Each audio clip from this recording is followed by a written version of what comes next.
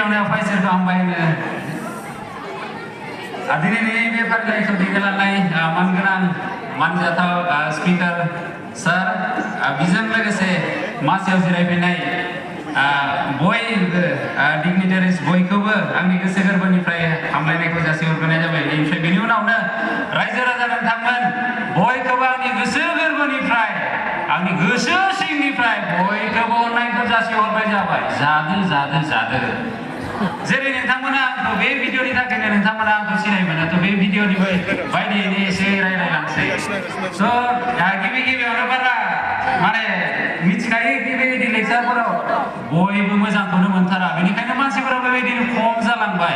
थ' आंबो जेब्लानिखि बेबायदि आंबो दंमोन थ' आं बेबायदि खोनासंनो माने एखेबारे बाथारोमोन माथो बुंबावनो। थ' आंनि मुङानो जादों बड'लेण्ड हेमब्रम। बड'लेण्ड हेमब्रमाथ' मोनसे पेजनि नाम, आंनि मुङानो जादों गुलाबसान हेमब्रम।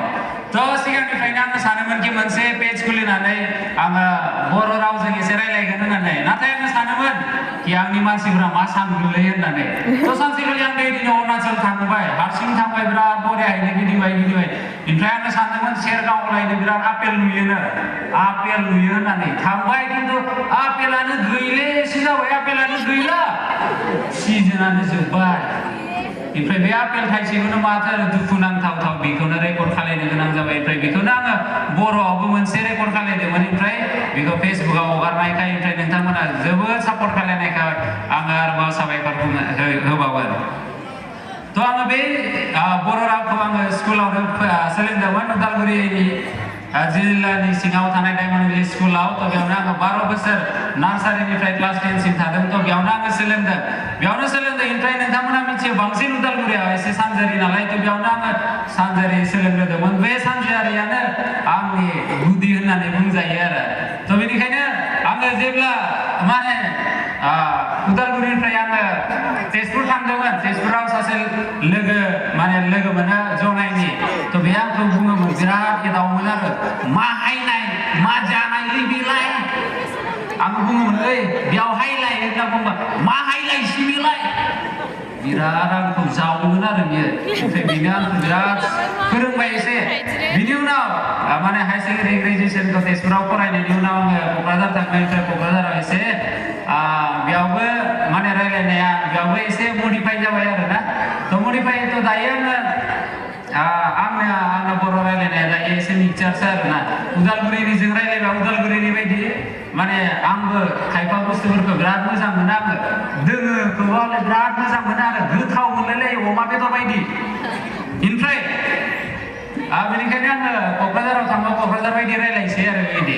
थ' आङो एसे गावनि कन्ट्रिबिउसन बोरै जाया बर' रावखौ सोलोंनानै, थ' बेखौनो आं बुंनो नाजायो। आङो क'क्राझारावबो 4 बोसोरसो आङो आर'नाइ कलेजाव फोरोंदोंमोन। थ' बेयाव मा जादोंमोन, बांसिन स्टुडेन्टसानो बर' मिडियामनिफ्राय फैनाय।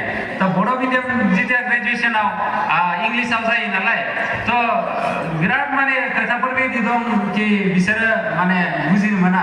थ' बांसिनानो माने मालाबाथ' बेबायदिनो जायो, बबे मोनसे सेमिस्टाराव गासैबो बर' मिडियामनिफ्राय फैनाय। थ' बेयावनो मा इंलिसजों फोरोंनाय लोगोसे बड'आवनो बिराद मोजाङैनो दानस्लायनानै खोन्थायोमोन।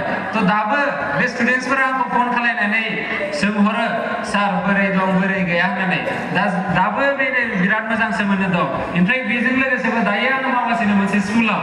थ' बे स्कुलावबो जेथिया बड' पिरियडआ मालाबा जेनेबा मेडाम सारमोन जुदि एबसेन्ट जायोबा बे बड' क्लासाव थाङो आंबो, गथ'फोरखौ बिराद मोजां मोनो नालाय। थ' बेयाव थांनानै मा खालामो, बे गथ'फोरखौ आंबो दा बर'आव रायलायनांगोन ना, दा हिन्दीफोराव रायलायबा इंलिसफोराव रायलायबाथ' बिसोरो बुजि मोननाय नङा।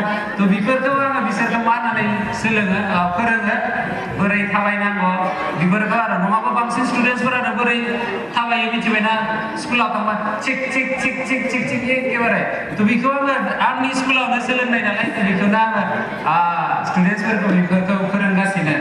ओमफ्राय बांसिन माथो बुंबावनो, ओमफ्राय जोबनायावनो बे बर' थुनलाइ आफादनि बयखौबो आङो आंनि गोसो गोरबोनिफ्राय साबायखर बावो। आङो समायथाव नङि मानसिबाबो आंखौ बेयाव लिंहरनायखाय आङो रोजा साबायखर बावो। ओमफ्राय नोंथां बयखौबो जायहा गोजानाव दं चिरां बाक्सा उदालगुरि ओमफ्राय जेरावनोखि थाया मानो जायफोरा अरायबो सापर्ट होगासिनो बयखौबो आङो आंनि गोसो गोरबोनिफ्राय साबायखर होबावो बे बिजोंनो आंनि बे सुंद' बिबुंथिखौ बेयावनो दोनथ'बाय गोजोनथोंसै